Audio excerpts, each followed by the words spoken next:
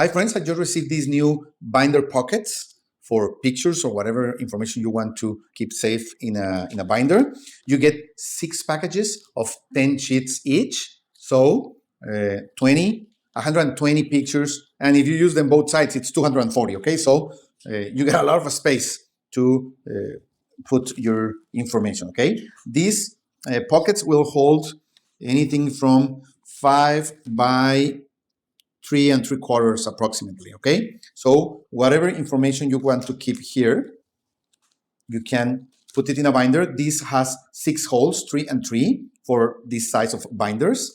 And as you can see, the material is not that thin. It's good enough so it will protect your cards or pictures or whatever you want to put inside from dust, from water, from all things that can harm it, okay? So if you have cards, pictures, or memories that you want to keep safe, these binder pockets are great.